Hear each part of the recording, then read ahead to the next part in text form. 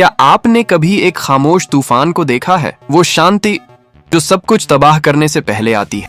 अगर नहीं तो आज अपनी सांसें थाम लीजिए, क्योंकि अगले कुछ ही मिनटों में जो सच मैं आपके सामने रखने जा रहा हूं वो इंडियन सिनेमा के इतिहास का सबसे बड़ा रक्त चरित्र बनने जा रहा है। ये कोई आम खबर नहीं है दोस्तों, ये एक ऐसी खौफनाक चेतावनी है जिसने लखनऊ के लोक भवन से लेकर चेन्नई के समुद्र तक सबकी नींदें उड़ा दी हैं। अपने दिल को संभाल लीजिए, क्योंकि आज बॉलीवुड में एक ऐसी आग लगने वाली है जो सब कुछ राख कर देगी। नमस्कार दोस्तों, आज हम जिस मुद्दे पर बात करने जा रहे हैं वो सिर्फ किसी फिल्म की रिलीज डेट या बॉक्स ऑफिस कलेक्शन की नहीं है। आज बात है पावर की, राजनीति की और उस जिद की जो बड़े बड़े साम्राज्यों को मिट्टी में मिला देती है। एक तरफ हैं देश के सबसे दबंग और शक्तिशाली नेता उत्तर प्रदेश के मुख्यमंत्री योगी आदित्यनाथ, जिनके सिर्फ एक इशारे पर बड़े बड़े माफियाओं की रूह कांप जाती है, जिनका बुलडोजर मॉडल पूरे देश में नया कानून बन चुका है। और दूसरी तरफ समुद्र की लहरों को चीर कर आने वाला साउथ इंडियन सिनेमा का वो अकेला बीस्ट थलापति विजय, जिसके एक इशारे पर करोड़ों फैंस बिना सोचे समझे सड़कों पर उतर आते हैं। और इन दोनों महाशक्तियों के बीच में फंस गई है बॉलीवुड की सबसे बड़ी multi starrer movie Welcome to the Jungle. लोग कह रहे हैं कि यह फिल्म आएगी और सारे पुराने रिकॉर्ड तोड़ देगी, लेकिन मैं कहता हूं सब भूल जाओ, क्योंकि जो सनसनीखेज खबर लखनऊ के पावर कॉरिडोर से लीक होकर आई है उसने मुंबई के बड़े बड़े प्रोड्यूसर्स के पैरों तले से जमीन खींच ली है। खबर है कि योगी जी ने इस फिल्म पर एक साइलेंट बैन का सिग्नल दे दिया है और दूसरी तरफ से थलापति विजय ने खुला चैलेंज देकर कह दिया है, रोक सको तो रोक लो। लेकिन दोस्तों, इस महायुद्ध के पीछे एक ऐसा काला सच छुपा है, एक ऐसी राजनीतिक साजिश है जो अगर आज बाहर आ गई तो शायद कल सुबह का सूरज बॉलीवुड ना देख पाए। अगर आप में सच सुनने की हिम्मत है तभी इस वीडियो को आगे देखना। कमजोर दिल वाले अभी इस वीडियो को छोड़कर चले जाएं, क्योंकि आगे का सच आप बर्दाश्त नहीं कर पाएंगे।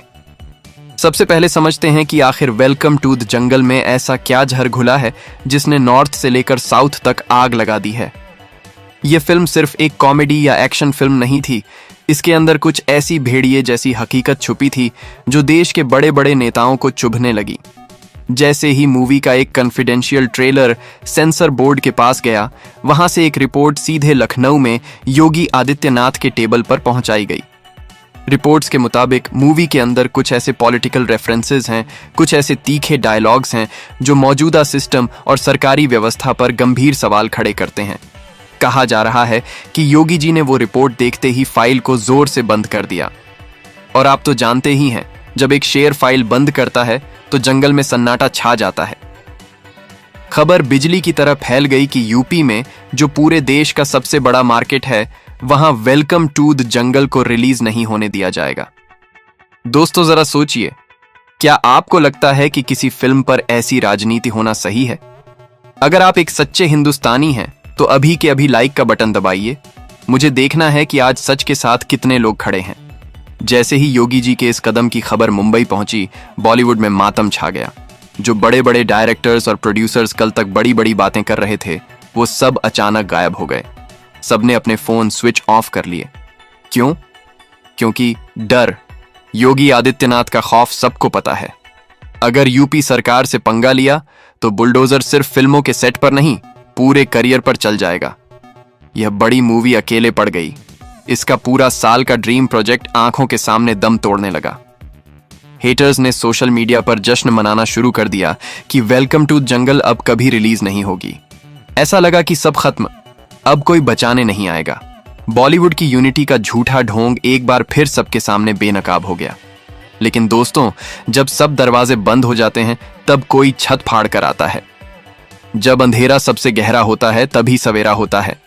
साउथ से एक ऐसी रोशनी आई, एक ऐसी चिंगारी भड़की जिसके धुएं ने सीधे लखनऊ और दिल्ली तक का माहौल गर्म कर दिया।